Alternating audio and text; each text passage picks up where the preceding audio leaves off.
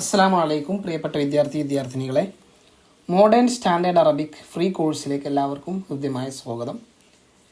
Modern അറബിക്കുമായി ബന്ധപ്പെട്ട career പാത്തിനെ കുറിച്ചാണ് ഇന്നത്തെ സെഷനിൽ നമ്മൾ സംസാരിക്കുന്നത്. പല ആളുകൾക്കും മോഡേൺ അറബി പഠിച്ചു കഴിഞ്ഞാലുള്ള ജോലി സാധ്യതകളെക്കുറിച്ച് അറിയില്ലായിരിക്കാം. അവർക്ക് വേണ്ടിയാണ് ഞാൻ ഈ ക്ലാസ് വിശദമായിട്ട് നിങ്ങൾക്ക് മുന്നിൽ അവതരിപ്പിക്കുന്നത്. മോഡേൺ സ്റ്റാൻഡേർഡ് അറബിക്, അതായത് MSA പഠിച്ചു കഴിഞ്ഞാൽ വ്യത്യസ്തമായ കരിയർ ഓപ്പർച്യൂണിറ്റീസ് വ്യത്യസ്തമായ മേഖലകളിൽ തുറന്നു വെക്കപ്പെട്ടിട്ടുണ്ട്. അതിനെക്കുറിച്ചാണ് ഇന്ന് നമ്മൾ സംസാരിക്കുന്നത്. അവസാനം വരെ നിങ്ങൾ പൂർണ്ണമായും കേൾക്കുക. കേട്ടതിന് ശേഷം നിങ്ങൾക്ക് തീരുമാനിക്കാം ഈ മേഖലയെക്കുറിച്ച് കൂടുതൽ പഠിക്കണമോ, ഇതിൽ ഞാൻ തുടരണമോ എന്നൊക്കെ. അത്രയും വൈഡായിട്ടുള്ള ജോലി സാധ്യതകൾ നൽകുന്ന ഒരു ഏരിയയാണ് മോഡേൺ സ്റ്റാൻഡേർഡ് അറബിക് എന്ന് പറയുന്നത്. പക്ഷെ പല ആളുകൾക്കും ഇതിനെക്കുറിച്ച് കൂടുതൽ ധാരണ ഇല്ലാത്തത് കൊണ്ട് തന്നെ പഠിച്ചവരായിട്ട് പോലും വേറെ മേഖലകളിലേക്ക് തിരിഞ്ഞു പോകുന്നവരാണ് മിക്ക ആളുകളും. അവർക്ക് തീർച്ചയായിട്ടും ഈ ക്ലാസ് ഉപകാരപ്പെടുമെന്ന കാര്യത്തിൽ യാതൊരുവിധ സംശയവുമില്ല. അപ്പോൾ മോഡേൺ സ്റ്റാൻഡേർഡ് അറബിക് പഠിച്ചു കഴിഞ്ഞാലുള്ള പൊട്ടൻഷ്യലായിട്ടുള്ള കരിയർ പാത്തുകളാണ് ഇനി പറയുന്നത്. അതിൽ പ്രധാനപ്പെട്ട 2 കരിയർ പാത്തുകൾ വിശദമായിട്ട് നിങ്ങൾക്ക് ഞാൻ പറഞ്ഞു തരികയും ചെയ്യുന്നതാണ്. അവസാനം നമുക്ക് ഓരോന്നും കേൾക്കാം. ഏറ്റവും പ്രധാനപ്പെട്ടതാണ് ട്രാൻസ്ലേറ്റർ, ഇൻ്റർപ്രറ്റർ. ഗവൺമെൻറ്, അതുപോലെ ഇൻ്റർനാഷണൽ സ്ഥാപനങ്ങൾ, പ്രൈവറ്റ് കമ്പനികൾ, അതുപോലെ സ്വന്തമായിട്ട് ഫ്രീലാൻസ് ട്രാൻസ്ലേഷൻ ചെയ്യുന്ന ജോലി, ഇതൊക്കെയായിട്ട് വർക്ക് ചെയ്യാൻ പറ്റുന്ന ഒരു വലിയ മേഖലയാണ് ട്രാൻസ്ലേഷൻ അല്ലെങ്കിൽ ഇൻ്റർപ്രിറ്റേഷൻ എന്ന് പറയുന്ന മേഖല. ഇതിനെക്കുറിച്ച് നമുക്ക് വിശദമായിട്ട് അവസാനം പറയാം. മറ്റൊരു ഏറെക്കുറെ ആളുകൾക്കും അറിയാത്തൊരു മേഖലയാണ് ഇൻ്റലിജൻസ് അനലിസ്റ്റ് എന്ന് പറയുന്നത്. ഇൻ്റലിജൻസ് അനലിസ്റ്റ് എന്ന് പറഞ്ഞാൽ ഇൻ്റലിജൻസിൻ്റെ ബ്യൂറോസ്, ഏജൻസികളൊക്കെ ഉണ്ടാകും. ഇവർക്ക് വേണ്ടിയിട്ട് വർക്ക് ചെയ്യുന്ന ജോലിയാണ് ഇൻ്റലിജൻസ് അനലിസ്റ്റ് എന്ന് പറയാം. ഇവിടെ വരുന്ന വർക്ക് എന്ന് പറഞ്ഞാൽ അറബിക് ലാംഗ്വേജ് മെറ്റീരിയൽസ് അനലൈസ് ചെയ്യുക, അതുപോലെ അവരുമായി ബന്ധപ്പെട്ട കാര്യങ്ങളുടെ വിവരങ്ങൾ അത് ഗ്യാദർ ചെയ്യുക എന്നതൊക്കെയാണ്.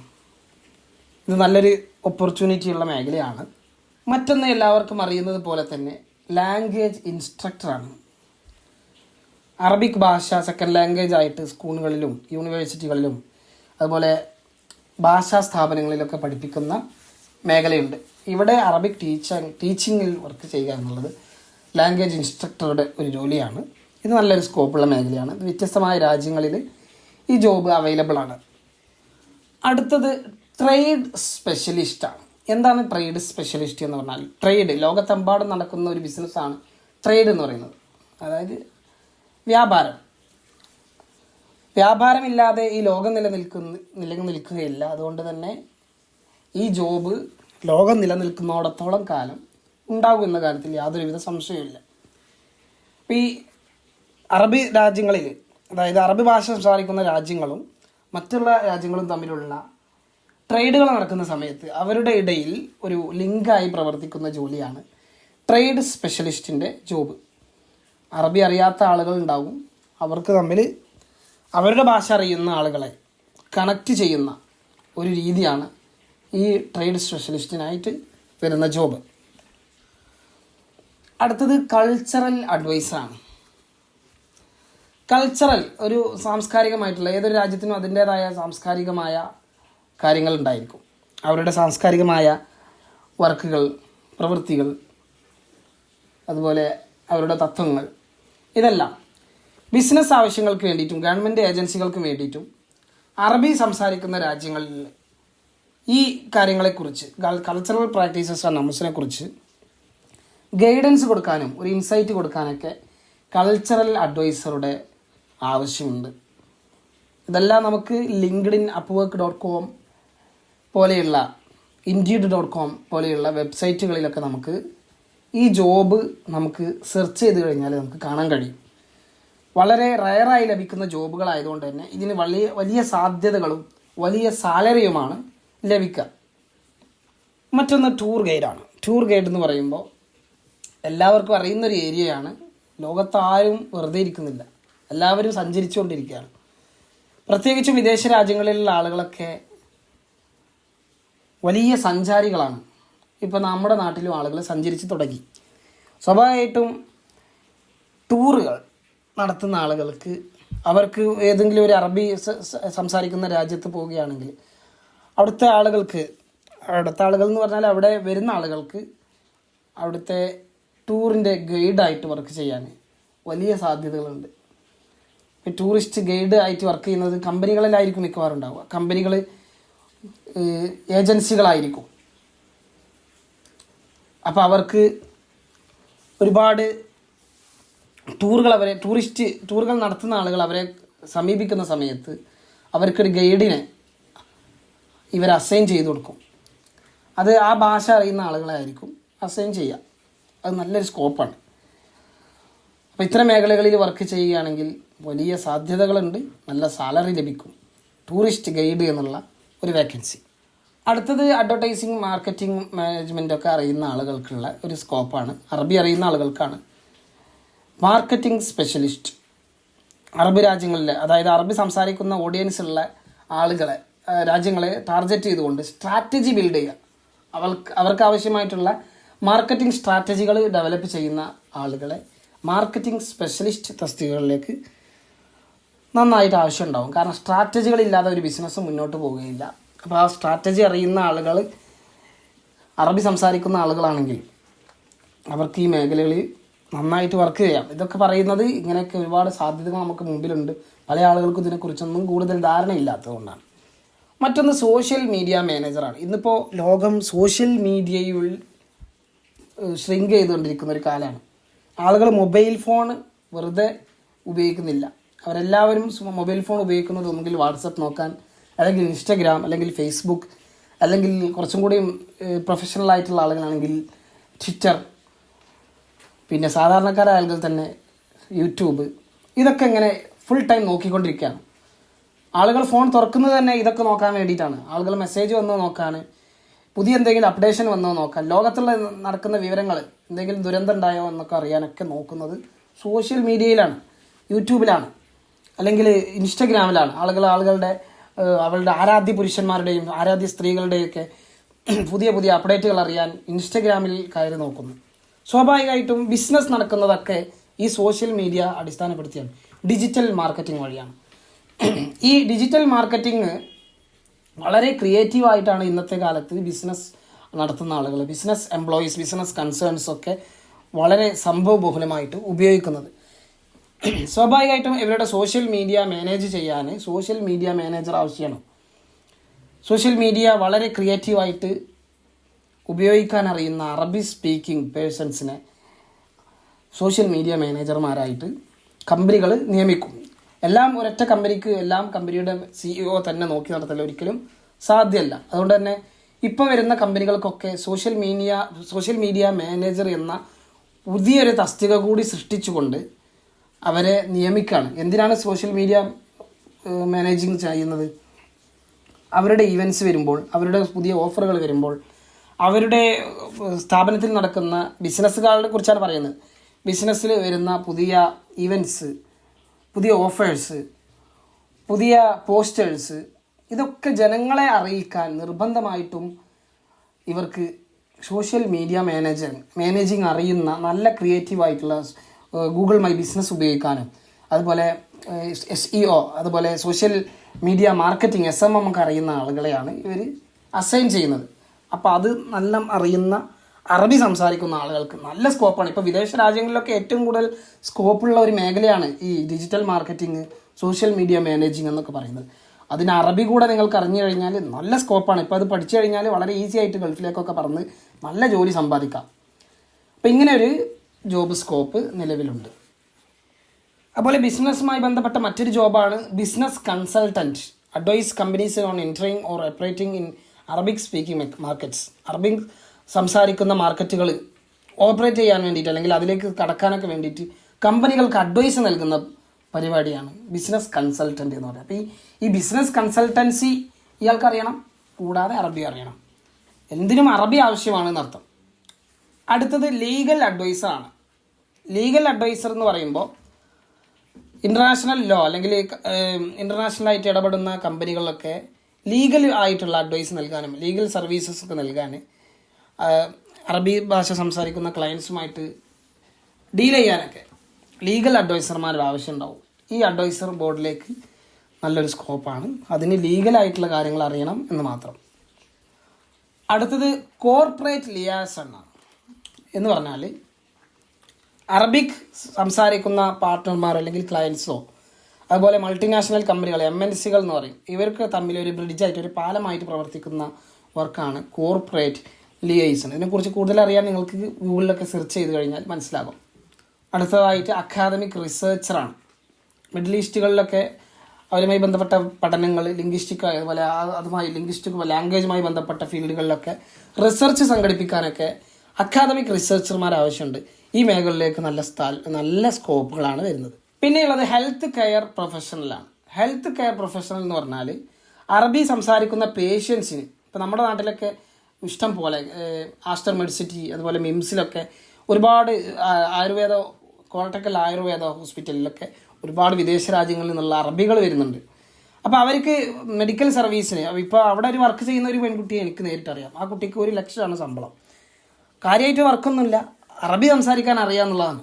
അറബി സംസാരിക്കാൻ അറിയുന്നത് കൊണ്ട് ഇവരും ഡോക്ടേഴ്സും തമ്മിൽ ഒരു ബ്രിഡ്ജായിട്ട് പ്രവർത്തിക്കുക. അവരുടെ കാര്യങ്ങൾ ഡോക്ടേഴ്സിന് പറഞ്ഞു കൊടുക്കുക, ഡോക്ടേഴ്സ് പറയുന്ന കാര്യങ്ങൾ ഇവർക്ക് കൺവേ ചെയ്ത് കൊടുക്കുക. ഇതൊക്കെ തന്നെയാണ് ഇവരുടെ ഡ്യൂട്ടി വരുന്നത്. അപ്പോൾ അറബി നന്നായിട്ട് സംസാരിക്കാൻ അറിഞ്ഞാൽ തീർച്ചയായിട്ടും ആ മേഖലയിൽ നല്ലൊരു ഹെൽത്ത് കെയർ മേഖലകളിൽ ഹെൽത്ത് കെയർ പ്രൊഫഷണലിൽ നല്ലൊരു സ്കോപ്പ് ഉണ്ട്. ഹെൽത്ത് കെയറുമായി ബന്ധപ്പെട്ടുകൊണ്ട് തന്നെ ഹെൽത്തുമായി ബന്ധപ്പെട്ട ടെർമിനോളജി അതുമായി ബന്ധപ്പെട്ട ടേംസ് ഫ്രേസസ് ഒക്കെ പഠിച്ചിരിക്കണം എന്നുള്ള കാര്യം കൂടെ പ്രത്യേകം ശ്രദ്ധിക്കുക.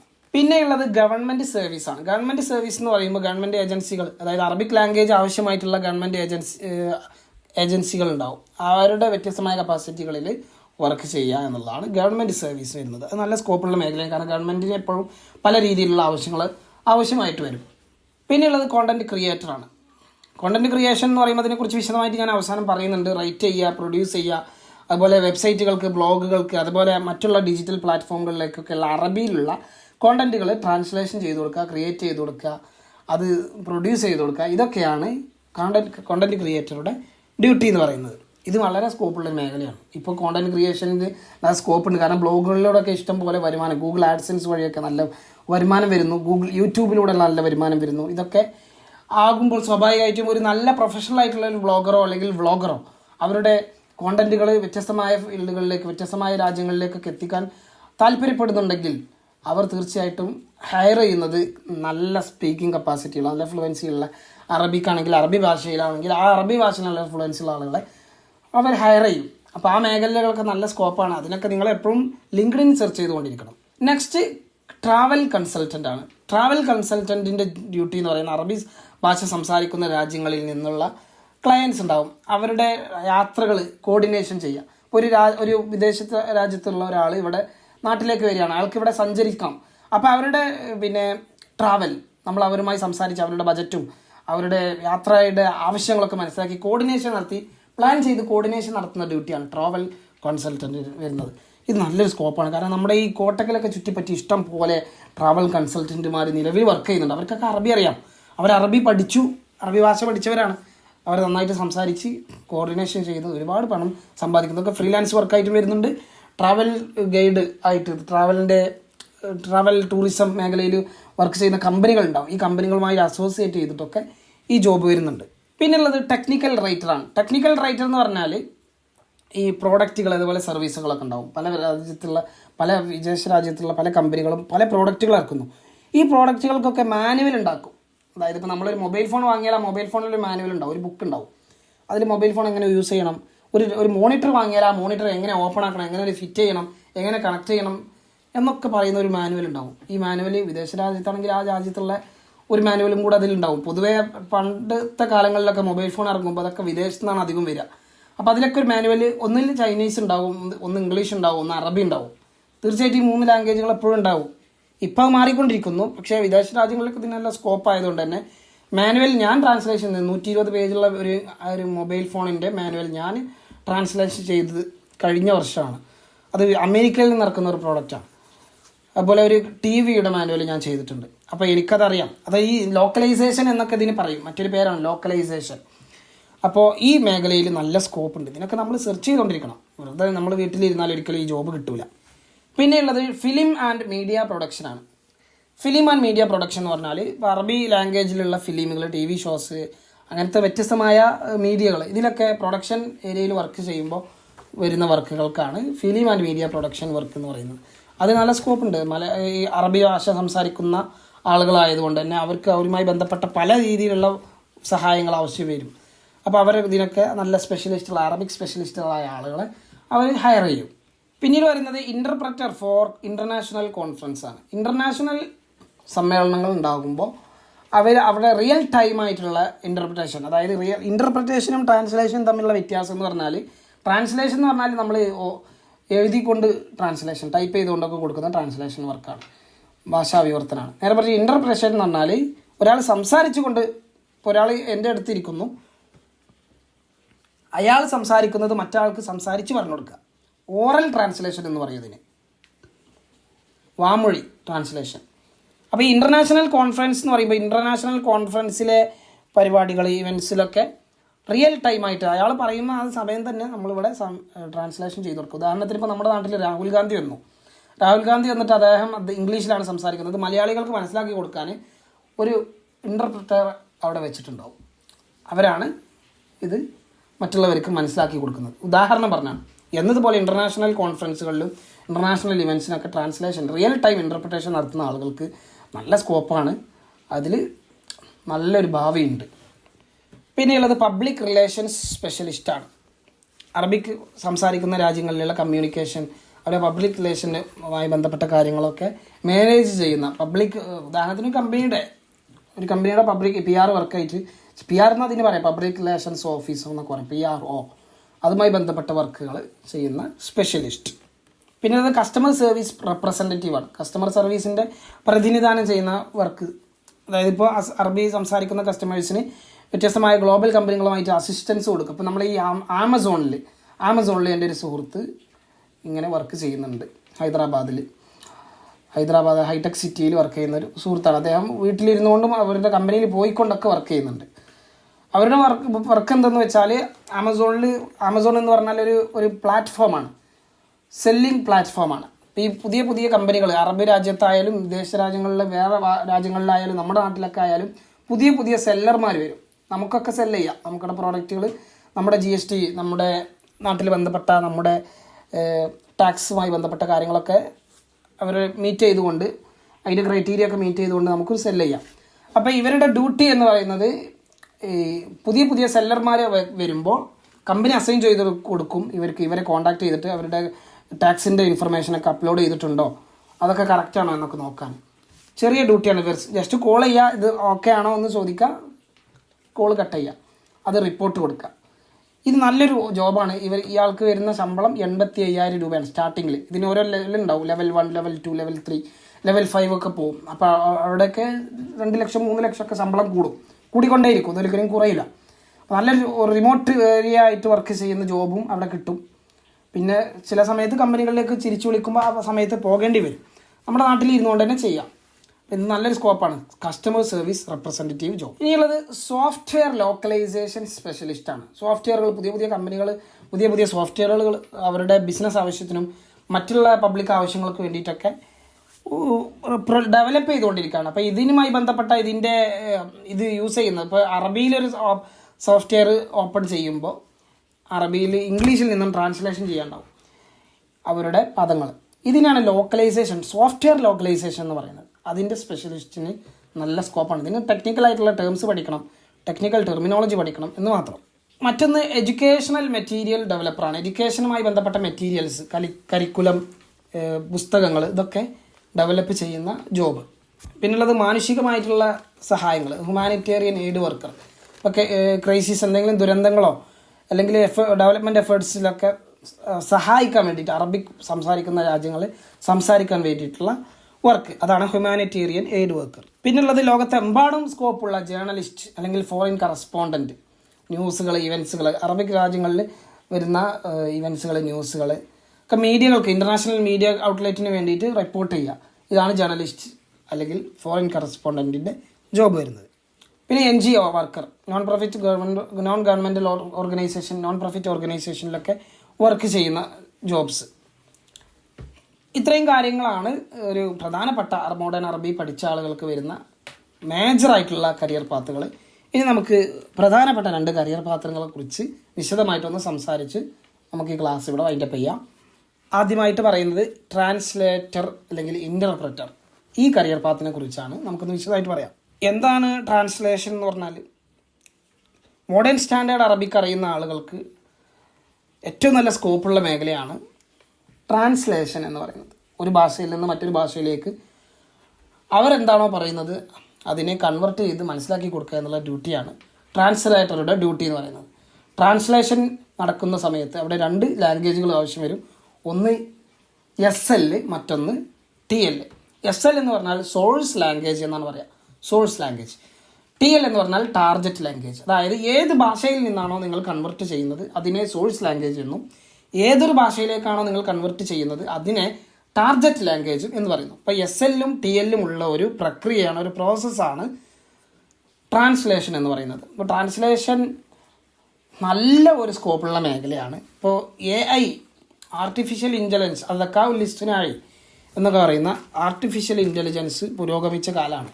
അപ്പോൾ കൂടുതൽ അസിസ്റ്റൻസ് ലഭിക്കാൻ ആർട്ടിഫിഷ്യൽ ഇൻ്റലിജൻസ് സഹായിക്കും.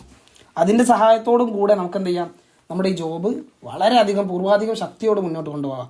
മോഡേൺ സ്റ്റാൻഡേർഡ് അറബിക്ക് പഠിച്ച ആളുകൾക്ക് വളരെ ഈസി ആയിട്ട് അറബിയിൽ നിന്ന് ഇംഗ്ലീഷിലേക്കും ഇംഗ്ലീഷിൽ നിന്ന് അറബിയിലേക്കൊക്കെ, അല്ലെങ്കിൽ വേറെ ഏത് ലാംഗ്വേജും, അപ്പോൾ നമ്മളിവിടെ നമുക്ക് മലയാളികൾക്ക് ഏറ്റവും കൂടുതൽ സുപരിചിതമായ 2 ലാംഗ്വേജാണ് ഞാൻ പറഞ്ഞത്.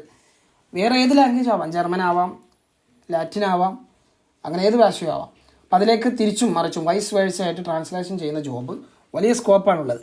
അപ്പോൾ ഈ പലതരം ട്രാൻസ്ലേഷൻ ജോബ്സ് ഉണ്ട്. അത് ഏതൊക്കെയാണെന്ന് നമുക്ക് മനസ്സിലാക്കാം. ഒരു പ്രധാനപ്പെട്ട ട്രാൻസ്ലേഷൻ ജോബാണ് ഡോക്യുമെൻ്റ് ട്രാൻസ്ലേഷൻ എന്ന് പറയുന്നത്. അപ്പോൾ ഡോക്യുമെൻറ്റുകൾ എന്ന് പറഞ്ഞാൽ പുസ്തകങ്ങൾ, ആർട്ടിക്കിളുകൾ, മാനുവലുകൾ, ലീഗൽ ഡോക്യുമെൻറ്റ്സ്, ഇതൊക്കെ ട്രാൻസ്ലേഷൻ ചെയ്യുന്ന ജോബുണ്ട്. ഇതാണ് ഡോക്യുമെൻ്റ് ട്രാൻസ്ലേഷൻ. അപ്പോൾ നമുക്ക് പുസ്തകങ്ങൾ നമ്മുടെ പ്രസാധകർ നമ്മളെ സമീപിച്ച് കഴിഞ്ഞാൽ നമുക്കത് ട്രാൻസ്ലേഷൻ ചെയ്ത് കൊടുക്കാം. നമ്മുടെ ആടുജീവിതം അറബിയിലേക്ക് ട്രാൻസ്ലേഷൻ ചെയ്തിട്ടുണ്ട്. അങ്ങനെ പല പുസ്തകങ്ങളും പല ആർട്ടിക്കിളുകളും പല മാനുവലുകളും ഡോക്യുമെൻറ്റുകളൊക്കെ ട്രാൻസ്ലേഷൻ ചെയ്യും. ഈ ജോബിനാണ് ഡോക്യുമെൻ്റ് ട്രാൻസ്ലേഷൻ എന്ന് പറയുന്നത്. മറ്റൊന്ന് സൈമുൾട്ടാനിയസ് ഇൻ്റർപ്രറ്ററാണ്. നേരത്തെ നമ്മൾ പറഞ്ഞ ഇവൻറ്റുകൾ, കോൺഫറൻസുകൾ, മീറ്റിങ്ങുകളിലൊക്കെ റിയൽ ടൈമായിട്ട് ട്രാൻസ്ലേഷൻ ലൈവായിട്ട് ചെയ്യുന്ന ജോബ്. അടുത്തത് കൺസിക്യൂട്ടീവ് ഇൻ്റർപ്രറ്ററാണ്. കൺസിക്യൂട്ടീവ് ഇൻ്റർപ്രറ്റർ എന്ന് പറഞ്ഞാൽ ഒരാൾ സംസാരിച്ച് കഴിഞ്ഞാൽ, ചെറിയ മീറ്റിങ്ങുകളിലോ അല്ലെങ്കിൽ എന്തെങ്കിലും ലീഗലായിട്ടുള്ള വിഷയങ്ങളൊക്കെ വരുന്ന സമയത്ത് അതിലൊരാൾ സംസാരിച്ച് കഴിഞ്ഞാൽ അയാളെ സംസാരം കഴിഞ്ഞാൽ അത് നമ്മൾ മറ്റുള്ളവർക്ക് മനസ്സിലാക്കി കൊടുക്കാൻ വേണ്ടിയിട്ട് ചെയ്യുന്ന ഇൻ്റർപ്രറ്റേഷൻ, അതിനാണ് കൺസിക്യൂട്ടീവ് ഇൻ്റർപ്രറ്റേഷൻ എന്ന് പറയുന്നത്. നല്ല സ്കോപ്പുള്ള മേഖലയാണ്. വിദേശ രാജ്യങ്ങൾക്ക് ഇതിന് നല്ല സ്കോപ്പാണ്. മറ്റൊന്ന് നേരത്തെ നമ്മൾ പറഞ്ഞതുപോലെ തന്നെ ലോക്കലൈസേഷൻ സ്പെഷ്യലിസ്റ്റ്. ഉദാഹരണത്തിന് സോഫ്റ്റ്വെയറുകൾ, വെബ്സൈറ്റുകൾ, മൾട്ടിമീഡിയ കണ്ടൻറ്റുകളൊക്കെ ആവശ്യമായി വരുന്ന സമയത്ത് അതിലേക്ക് ആവശ്യമായിട്ടുള്ള രേഖകൾ, അതിനാവശ്യമായിട്ടുള്ള ടെക്സ്റ്റുകൾ, ടേംസ്, ഇതൊക്കെ കൺവെർട്ട് ചെയ്ത് കൊടുക്കുന്ന ട്രാൻസ്ലേഷൻ ജോബാണ് ലോക്കലൈസേഷൻ എന്ന് പറയുന്നത്. പിന്നെ നല്ലൊരു സ്കോപ്പുള്ള മേഖലയാണ് സബ് ടൈറ്റിലർ അല്ലെങ്കിൽ ഡബ്ബർ എന്നൊക്കെ പറയും. അതായത് ഫിലിമുകൾ, TV ഷോകൾ, മറ്റുള്ള ഡോക്യുമെൻറ്റുകൾ, അങ്ങനത്തെ ഒരുപാട് ഡിജിറ്റലായിട്ടുള്ള കോണ്ടൻറ്റ്സിന് നമ്മൾ സബ് ടൈറ്റിൽ കൊടുക്കുക. അടിയിൽ എഴുതി കാണിക്കുന്ന സബ് ടൈറ്റിൽ, അല്ലെങ്കിൽ ഡബ് ചെയ്ത് കൊടുക്കുക. TV സിനിമകൾക്കൊക്കെ ഡബ് ചെയ്ത് കൊടുക്കുക. ഇത് നല്ലൊരു സ്കോപ്പാണ്. ഇത്രയും ജോബ്സാണ് ഈ മേഖലയിൽ പ്രധാനമായിട്ടുള്ളത്. ഇനി ഇവരുടെ വർക്ക് എന്ന് പറഞ്ഞാൽ ട്രാൻസ്ലേഷൻ, അതുപോലെ interpretation, cultural adaptation, proofreading and editing, specialization, ഇതൊക്കെയാണ്. ഇതൊക്കെ എന്താണെന്ന് നിങ്ങൾക്ക് ഗൂഗിളിൽ സെർച്ച് ചെയ്ത് കഴിഞ്ഞാൽ മനസ്സിലാവും. ഇതിനെക്കുറിച്ച് ഞാൻ വിശദമായിട്ട് പറയുന്നില്ല. ഇതൊക്കെ ഒരുപാട് പറയാനുള്ളൊരു ഏരിയയാണ്. ഞാൻ ചുരുക്കിയിട്ടാണ് ഇവിടെ അതിൻ്റെ കീ ആണ് കൊടുത്തിട്ടുള്ളത്. ട്രാൻസ്ലേഷൻ എന്ന് പറഞ്ഞാൽ നമ്മൾ നേരത്തെ പറഞ്ഞ വർക്കാണ്. പിന്നെ ഇൻ്റർപ്രിറ്റേഷൻ ഓറലായിട്ടുള്ള കൊടുക്കുന്ന വർക്ക്. പിന്നെ കൾച്ചറൽ അഡാപ്റ്റേഷൻ എന്ന് പറഞ്ഞാൽ ട്രാൻസ്ലേഷൻ നടക്കുമ്പോൾ നമ്മൾ വിചാരിക്കും ഇപ്പോൾ AI ഒക്കെ വന്നില്ലേ, ഗൂഗിൾ ട്രാൻസ്ലേറ്ററൊക്കെ ഉണ്ടല്ലോ, അപ്പോൾ നമുക്കെന്താ നമ്മൾക്കൊക്കെ എന്ത് ജോലിയാണുള്ളത്, ഗൂഗിൾ ട്രാൻസ്ലേറ്ററിൽ കൊടുത്തിട്ട് അങ്ങോട്ട് മാറ്റി കൊടുത്താൽ പോരെ എന്ന് പലരും ചിന്തിക്കുന്നുണ്ട്. അങ്ങനെ ചിന്തിക്കുന്ന ആളുകൾ പറയുമ്പോൾ എന്നോട് സംശയം ചോദിച്ചിട്ടുണ്ട്. അപ്പോൾ അവരോട് എനിക്ക് പറയാനുള്ളത് കൾച്ചറൽ അഡാപ്റ്റേഷൻ എന്ന് പറയുന്ന വളരെ മുഖ്യമായിട്ടുള്ളൊരു കാര്യം ട്രാൻസ്ലേഷനിൽ വരുന്നതാണ്. അതൊരിക്കലും ഗൂഗിളിന് മനസ്സിലാവില്ല. എന്താണ് കൾച്ചറൽ സെൻസിറ്റിവിറ്റി എന്ന് പറഞ്ഞാൽ? കൾച്ചറൽ സെൻസിറ്റിവിറ്റി എന്ന് പറഞ്ഞാൽ ഇപ്പം നമ്മുടെ നാട്ടിൽ ഒരു വിഷയം നടക്കുകയാണ്. ആ വിഷയവുമായി ബന്ധപ്പെട്ടുള്ള ഒരു സ്റ്റോറിയാണ് നമ്മൾ ട്രാൻസ്ലേഷൻ ചെയ്യേണ്ടത്. ഈ സ്റ്റോറിയിൽ അവിടെ ആളുകൾ സംസാരിക്കുന്ന പല രീതിയിലുള്ള ഭാഷകളുണ്ടാവും. ഈ പല രീതിയിലുള്ള ഭാഷകളൊന്നും ഗൂഗിളിനോ അല്ലെങ്കിൽ ആർട്ടിഫിഷ്യൽ ഇൻ്റലിജൻസിനോ അല്ലെങ്കിൽ മെഷീൻ ട്രാൻസ്ലേഷനോ ഒന്നും മനസ്സിലാവില്ല. അത് ആ ഭാഷ സംസാരിക്കുന്നവർക്ക് മാത്രം മനസ്സിലാവുള്ളൂ. ഉദാഹരണം പറയാം. ഉദാഹരണത്തിന് ഒരാൾ പറഞ്ഞു, ഇന്നത്തെ നിങ്ങളുടെ കല്യാണം എങ്ങനെ ഉണ്ടായിരുന്നു? അപ്പോൾ ഉദാഹരണം മറുപടി പറയാണ് പൊളിച്ചു എന്ന് പറഞ്ഞു. പൊളിച്ചു എന്ന് പറഞ്ഞാൽ ഗൂഗിളിൽ നമ്മൾ ട്രാൻസ്ലേഷൻ ചെയ്യുന്ന സമയത്ത് പൊളിച്ചു, ഇറ്റ് വാസ് ടോട്ടലി ബ്രോക്കൺ എന്നാണ് ഗൂഗിൾ ട്രാൻസ്ലേഷൻ ചെയ്തു തരിക. അതിനർത്ഥം എന്താ? ആ കല്യാണം മൊത്തം കുളമാക്കിയെന്നർത്ഥം. എന്നാൽ ഇന്നത്തെ സാഹചര്യത്തിൽ പൊളിച്ചു എന്നുള്ളതിൻ്റെ അർത്ഥം എന്താണ്? നെഗറ്റീവിന് പോസിറ്റീവ് മീനിങ് അടിപൊളിയായി എന്നാണ് അർത്ഥം, അല്ലേ? അപ്പോൾ ഇത് കൾച്ചറൽ അഡാപ്റ്റേഷനാണ്. കൾച്ചറായിട്ടുള്ള അവിടെ അടങ്ങിയിരിക്കുന്ന സംസാരങ്ങൾക്ക് ഒരിക്കലും AI-ക്ക് നമ്മെ സഹായിക്കാനാവില്ല. അതിന് ആ കൾച്ചറിൽ സംസാരിക്കുന്ന അവിടെ വർക്ക് ചെയ്യുന്ന ആളുകളുമായി സംസാരിച്ചിട്ട് വേണം നമുക്കത് ട്രാൻസ്ലേഷൻ ചെയ്യാൻ. കൾച്ചറൽ സെൻസിറ്റിവിറ്റി എന്ന് ഇതിന് പറയും. അപ്പോൾ ഇത് വളരെ ഇമ്പോർട്ടൻ്റ് ആണ്. അതുകൊണ്ടാണ് AI-ക്ക് ഒരിക്കലും ഒരു ട്രാൻസ്ലേറ്ററെ ഈ വിഷയത്തിൽ സഹായിക്കാൻ കഴിയൂല എന്ന് പറയുന്നത്. AI ഒരിക്കലും ട്രാൻസ്ലേറ്ററെ റീപ്ലേസ് ചെയ്യൂല, മറിച്ച് അവനക്ക് ഹെൽപ്ഫുള്ളായി മാറും. അവനക്കൊരു സഹായിയായിട്ട്, ഒരു അസിസ്റ്റൻ്റായിട്ട് AI സഹായിച്ച് കൂടെ നിൽക്കും എന്നർത്ഥം. പിന്നെ ഉള്ളത്, അത് കഴിഞ്ഞാൽ പ്രൂഫ് റീഡിംഗ് ആൻഡ് എഡിറ്റിംഗ് ആണ്. പിന്നെ നമ്മൾ ചെയ്ത വർക്ക് പ്രൂഫ് റീഡ് ചെയ്യുന്നു, എഡിറ്റ് ചെയ്യുന്നു. പിന്നെ സ്പെഷ്യലൈസേഷൻ എന്ന് പറഞ്ഞാൽ ഏതെങ്കിലും ഒരു ഏരിയയിൽ വർക്ക് ചെയ്യുക. എല്ലാത്തിനും പോയി തലയിടാൻ പാടില്ല. ഒന്നുകിൽ ഡോക്യുമെൻ്റ്, അല്ലെങ്കിൽ ലീഗൽ, അല്ലെങ്കിൽ മെഡിക്കൽ, അങ്ങനത്തെ ഏതെങ്കിലും ഏരിയയിൽ സ്പെഷ്യലൈസ് ചെയ്തുകൊണ്ട് വർക്ക് ചെയ്യുക. ഞാൻ വർക്ക് ചെയ്യുന്നത് ലീഗലായിട്ടുള്ള കണ്ടൻറ്റുകൾ, പിന്നെ അല്ലെങ്കിൽ ഡോക്യുമെൻറ്റ്സ്. ലീഗൽ ഡോക്യുമെൻറ്റ്സ് ഉണ്ട്, നോർമൽ ഡോക്യുമെൻറ്റ്സ് ഉണ്ട്.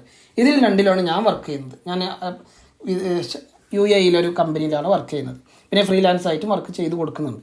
അപ്പോൾ ഞാൻ സ്പെഷ്യലൈസ് ചെയ്യുന്ന ഏരിയ എന്ന് പറഞ്ഞാൽ ലീഗലും നോർമൽ ഡോക്യുമെൻ്റാണ്. മെഡിക്കൽ നമുക്ക് കഴിയില്ല, കാരണം മെഡിക്കൽ അത്രയും ഇഷ്ടം പോലെ പഠിക്കാനുണ്ട്. അത് ആ ഏരിയയിൽ വർക്ക് ചെയ്യാൻ താല്പര്യമുള്ള ആളുകൾക്ക് അത് പഠിച്ചു കഴിഞ്ഞാൽ അതിൽ വർക്ക് ചെയ്യാം. അതിൽ ടെർമിനോളജി എന്ന് പറഞ്ഞാൽ വൈഡ് ആയിട്ടുള്ള ടെർമിനോളജിയാണ്. നമുക്ക് കഷ്ടപ്പെട്ട് പഠിക്കാൻ താല്പര്യമുള്ളവർക്ക് അതിൽ വർക്ക് ചെയ്യാം. നിങ്ങളൊരു ചാലഞ്ചിന് തയ്യാറാണെങ്കിൽ തീർച്ചയായിട്ടും അതിന് വർക്ക് ചെയ്യാം. ഇതിലെ സ്പെഷ്യലൈസേഷൻ എന്ന് പറയുന്നത് ലാംഗ്വേജ് പ്രൊഫിഷ്യൻസി, ലാംഗ്വേജ് നന്നായിട്ട് അറിയുക എന്നുള്ളതും, പിന്നെ കൾച്ചറൽ അവയർനെസ്. ഏതൊരു ഏരിയയിലാണ് വർക്ക് ചെയ്യുന്നത് അതിൻ്റെ കൾച്ചറൽ അവയർനെസ് നമുക്ക് ഉണ്ടായിരിക്കണം. നേരത്തെ പറഞ്ഞതുപോലെ അറ്റൻഷൻ ടു ഡീറ്റെയിൽ, വിശദമായിട്ട് പഠിക്കാനുള്ള ഒരു ശ്രദ്ധ നമ്മൾ കാണിക്കണം. പിന്നെ റിസർച്ച് സ്കില്ല് വേണം, കോൺഫിഡൻഷ്യാലിറ്റി വേണം. നമ്മളൊരിക്കലും നമുക്ക് കിട്ടിയ വർക്ക് ഒരിക്കലും മറ്റുള്ളവർക്ക് കാണിച്ചു കൊടുക്കരുത്. എന്നോടൊക്കെ ഒരുപാട് ആളുകൾ ഡോക്യുമെൻറ്റ്സ് അയച്ചു തരാൻ പറയാറുണ്ട്. ഞാൻ കൊടുക്കാറില്ല, കാരണം അത് നമ്മൾ വിശ്വസിച്ചുകൊണ്ട് ഒരു കമ്പനി ഏൽപ്പിക്കുന്ന വർക്കാണ്. ആ വർക്ക് നമ്മളൊരിക്കലും പുറത്തേക്ക് കൊടുക്കരുത്. കൊടുക്കാൻ പറ്റുന്ന വർക്കുകൾ ഉണ്ടാവും, കൊടുക്കാൻ പറ്റാത്ത വർക്കുകളുണ്ട്. അപ്പോൾ കോൺഫിഡൻഷ്യാലിറ്റി അത് വളരെ രഹസ്യമായി സൂക്ഷിക്കുക എന്നുള്ള ഒരു സ്പെഷ്യലൈസേഷൻ സ്കില്ല് ഇവർക്ക് ആവശ്യമായിട്ട് വരും. ഇതിൽ വരുന്ന കരിയർ ഓപ്പർച്യൂണിറ്റീസ് ആണ് ഇനി പറയാനുള്ളത്. ഫ്രീലാൻസ് ആയിട്ട് വർക്ക് ചെയ്യാം, ഗവൺമെൻറ്റിൽ വർക്ക് ചെയ്യാം, ഇൻ്റർനാഷണൽ കമ്പനികളിൽ വർക്ക് ചെയ്യാം, സ്ഥാപനങ്ങളിൽ, അതുപോലെ സംഘടനകളിൽ, പിന്നെ പ്രൈവറ്റ് മേഖലയിൽ വർക്ക് ചെയ്യാം, അക്കാദമിക് ഇൻസ്റ്റിറ്റ്യൂഷൻസിലും വർക്ക് ചെയ്യാം. പിന്നെ പറയുന്നതിൻ്റെ പ്രോസ്പെക്ട്സ് ആൻഡ് സാലറിയാണ്. നമുക്ക് നല്ല ഡിമാൻഡുള്ള ഒരു ഏരിയയാണ് ഗ്ലോബലൈസേഷൻ, ഇൻ്റർനാഷണൽ ട്രേഡ്, മൈഗ്രേഷൻ. ഇതൊക്കെ ഇങ്ങനെ കൂടിക്കൂടി വരുന്നത് കൊണ്ട് തന്നെ സ്കില്ലായിട്ടുള്ള ട്രാൻസ്ലേറ്റർമാരെയും ഇൻ്റർപ്രറ്റർമാരെയും വളരെ ആവശ്യമാണ്, നല്ല ആവശ്യമുണ്ട്. അതുകൊണ്ട് തന്നെ ഇവർക്ക് കിട്ടുന്ന ഏണിങ്സ് വലിയതാണ്. അവർക്ക് അവരുടെ സ്പെഷ്യലൈസേഷൻ, ലൊക്കേഷൻ, അവരുടെ എക്സ്പീരിയൻസ്, ഇതൊക്കെ അടിസ്ഥാനമായിട്ടായിരിക്കും അവർക്ക് കിട്ടുന്ന സാലറി. അപ്പോൾ എംപ്ലോയിഡ് ആയിട്ടുള്ള ട്രാൻസ്ലേറ്റർമാർക്ക് നല്ലൊരു ഫിക്സ്ഡ് സാലറി ലഭ്യമാണ്. നമ്മുടെ കോഴിക്കോടുള്ള സൈബർ പാർക്കിലും അതുപോലെ കൊച്ചിയിലുള്ള ഇൻഫോ പാർക്കിലൊക്കെ ഈ ഏരിയയിൽ വർക്ക് ചെയ്യുന്ന ഇഷ്ടംപോലെ ആളുകളെ എനിക്കറിയാം. നല്ല ശമ്പളമാണ് അവർ വാങ്ങുന്നത്. സ്റ്റാർട്ടിങ്ങിൽ തന്നെ 80-70 സാലറി വാങ്ങി പിന്നീട് അത് 1.5 ലക്ഷം 2 ലക്ഷം വരെ കിട്ടുന്ന ഒരു ജോബാണ്. നല്ല സ്കോപ്പുള്ള മേഖലയാണ് ട്രാൻസ്ലേഷൻ. ഒരിക്കലും ട്രാൻസ്ലേഷൻ നിങ്ങൾ കൈവിടാതിരിക്കുക. പിന്നെ ഈ മേഖലകളിൽ, എല്ലാ മേഖലകളിലും ഉള്ളതുപോലെ തന്നെ ചാലഞ്ചസ് ഉണ്ട്, കോംപ്ലക്സിറ്റി ഉണ്ട്. ടെക്നിക്കൽ കണ്ടൻറ്റുകൾ ഹാൻഡിൽ ചെയ്യുന്ന സമയത്ത് ആ വിഷയത്തെക്കുറിച്ച് നല്ല വിവരം ഉണ്ടായിരിക്കണം. അതുപോലെ നമുക്കൊരു ഡെഡ് ലൈൻ തരും, ഇത്ര തീയതി നിങ്ങളത് കംപ്ലീറ്റ് ആക്കണം. ആ സമയത്തേക്ക് നമ്മൾ എന്ത് ചെയ്യണം, നല്ല പ്രഷർ ഒക്കെ ഉണ്ടാവും. അപ്പോൾ അത് കൃത്യമായിട്ട് മാനേജ് ചെയ്തുകൊണ്ട് ആ ടൈറ്റിൽ ഡെഡ് ലൈനൊക്കെ നമ്മൾ മനസ്സിലാക്കി നമ്മൾ ചെയ്തു കൊടുക്കാനുള്ള ഒരു കപ്പാസിറ്റി ഉണ്ടായിരിക്കണം. അത് അക്യൂറസി വേണം, നല്ല കൃത്യമായിരിക്കണം. ട്രാൻസ്ലേഷനൊക്കെ വെറുതെ ഗൂഗിളിൽ ട്രാൻസ്ലേഷൻ ചെയ്തുകൊണ്ട് കോപ്പി പേസ്റ്റ് ചെയ്താലൊന്നും ശരിയാവില്ല. അതിൽ ഒരുപാട് തെറ്റുകൾ പറ്റാറുണ്ട്. നമ്മൾ ഒരുപാട് ട്രാൻസ്ലേഷനുകൾ കണ്ടതാണ്, അതിലൊക്കെ ഒരുപാട് മിസ്റ്റേക്സ് ഉള്ളതാണ്.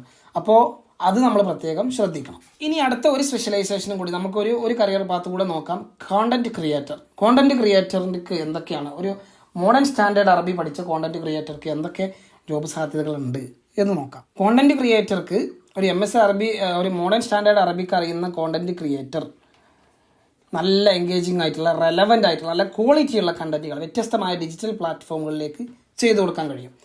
ഇത് എന്തൊക്കെയാണ് വരിക എന്ന് വെച്ചാൽ റൈറ്റിംഗ് വരും, എഡിറ്റിംഗ് വരും, മൾട്ടിമീഡിയയുടെ കണ്ടന്റുകൾ, അറബിക് ഭാഷകൾ സംസാരിക്കുന്ന ഓഡിയൻസിന് വേണ്ടിയിട്ടുള്ള മൾട്ടിമീഡിയ കോണ്ടന്റുകൾ ക്രിയേറ്റ് ചെയ്യുക. ഇതൊക്കെയാണ് ഇവർക്ക് വരുന്ന ജോബ്സ്. എന്തൊക്കെയാണ് ആ ജോബ്സ് എന്ന് നോക്കാം. അവരുടെ വ്യത്യസ്തമായ രീതിയിലുള്ള കണ്ടന്റ് ക്രിയേറ്റേഴ്സ് ഏതൊക്കെയാണെന്ന് നോക്കാം. ഒന്ന് ബ്ലോഗ് റൈറ്ററാണ്. ബ്ലോഗുകളിലേക്ക് എഴുതുന്ന ആൾ, ആർട്ടിക്കിൾ, എസ്സേസ്, അതുപോലെ ഒപ്പീനിയൻ പീസസ് ഇതൊക്കെ എഴുതുന്ന ജോബ്. മറ്റൊന്ന് സോഷ്യൽ മീഡിയ കോണ്ടന്റ് ക്രിയേറ്ററാണ്. സോഷ്യൽ മീഡിയക്ക് ആവശ്യമായിട്ടുള്ള കോണ്ടന്റ്സ്, പോസ്റ്റുകൾ, വീഡിയോസ്, ഗ്രാഫിക്സ് ഇതൊക്കെ ചെയ്യുന്ന ജോബ്. മറ്റൊന്ന് വീഡിയോ പ്രൊഡ്യൂസറാണ്. വീഡിയോ പ്രൊഡ്യൂസർ വ്ളോഗർ എന്ന് പറയും. വ്ളോഗ്സ്, ട്യൂട്ടോറിയൽസ്, ഇൻഫർമേഷൻ വീഡിയോസ് ഇതൊക്കെ പ്രൊഡ്യൂസ് ചെയ്യാം. ഇതൊക്കെ അറബിയിലായിരിക്കണം എന്ന് മാത്രം. മറ്റൊന്ന് പോഡ്കാസ്റ്റാണ്. പോഡ്കാസ്റ്റ് ഇപ്പോൾ കൂടുതൽ പ്രചാരത്തിൽ വരുന്ന ഒരു സംഭവമാണ് പോഡ്കാസ്റ്റ്. ഓഡിയോ കണ്ടന്റ്, വ്യത്യസ്തമായ വിഷയങ്ങളിൽ ഓഡിയോ കണ്ടന്റുകൾ ക്രിയേറ്റ് ചെയ്ത് കൊടുക്കുക, അതാണ് പോഡ്കാസ്റ്റ് എന്ന് പറയുന്നത്. അപ്പോൾ പോഡ്കാസ്റ്ററുടെ ഒരു ജോബ്. പിന്നെയുള്ളത് കോപ്പി റൈറ്ററാണ്. കോപ്പി റൈറ്റർ എന്ന് പറയുമ്പോൾ marketing copy, advertisement, promotional materials ഇതൊക്കെ എഴുതി കൊടുക്കുന്ന ജോബ്. അതാണ് കോപ്പി റൈറ്റർ എന്ന് പറഞ്ഞാൽ. അല്ല കോപ്പി ചെയ്ത് കൊടുക്കുന്ന ആളല്ല കോപ്പി റൈറ്റർ എന്ന് പറഞ്ഞാൽ. മറ്റൊന്ന് ഗ്രാഫിക് ഡിസൈനറാണ്. ഗ്രാഫിക് ഡിസൈനർ, വിഷ്വൽ കണ്ടന്റുകൾ, ഇപ്പോൾ infographics, posters, digital art works ഇതൊക്കെ ഗ്രാഫിക്കായി ഡിസൈൻ ചെയ്ത് കൊടുക്കുന്ന ജോബ്സ്. ഇതൊക്കെ കോണ്ടന്റ് റൈറ്ററുടെ ജോബ്സിൽ വരുന്നതാണ്. ഇപ്പോൾ ഇത്രയും വലിയ വിശാലമായ ഒരു ഏരിയയാണ് മോഡേൺ സ്റ്റാൻഡേർഡ് അറബിക് പഠിച്ച ആളുകൾക്ക് വരുന്ന വിശാലമായ ജോലി സാധ്യതകൾ. അതിനെക്കുറിച്ച് നമ്മൾ വിശദമായിട്ട് ചുരുക്കിക്കൊണ്ട് വിശദമായിട്ട് പറയുകയുണ്ടായി. എല്ലാവർക്കും മനസ്സിലായിട്ടുണ്ടാവും എന്ന് വിശ്വസിക്കുന്നു. ഇനി നമുക്ക് മോഡേൺ സ്റ്റാൻഡേർഡ് അറബിക്കുമായി ബന്ധപ്പെട്ട് നിങ്ങൾക്ക് നൽകാവുന്ന ഏറ്റവും നല്ല കരിയർ ഓപ്പർച്യൂണിറ്റിയുള്ള കാര്യങ്ങൾ നിങ്ങൾക്ക് അടുത്ത സെഷൻ മുതൽ പഠിപ്പിച്ചു തരികയാണ് നമ്മൾ ചെയ്യുന്നത്. കംപ്ലീറ്റ്ലി ഫ്രീ ആണ്. നിങ്ങളെല്ലാവരും ഈ കോഴ്സിൻ്റെ അവസാനം വരെ പരിപൂർണമായിട്ടും കേൾക്കുക. നിങ്ങൾക്ക് ഏറ്റവും നല്ല കരിയർ ഓപ്പർച്യൂണിറ്റിയുള്ള മോഡേൺ സ്റ്റാൻഡേർഡ് അറബിക്കുമായി ബന്ധപ്പെട്ട ഏറ്റവും ടോപ്പ് ക്ലാസ്സുകളാണ് ഇനി വരാനിരിക്കുന്നത്. തീർച്ചയായിട്ടും നിങ്ങൾക്ക് ഉപകാരപ്പെടും. ഇത്രയും കാര്യങ്ങൾ കൃത്യമായിട്ട് മനസ്സിലാക്കുക. Thank you.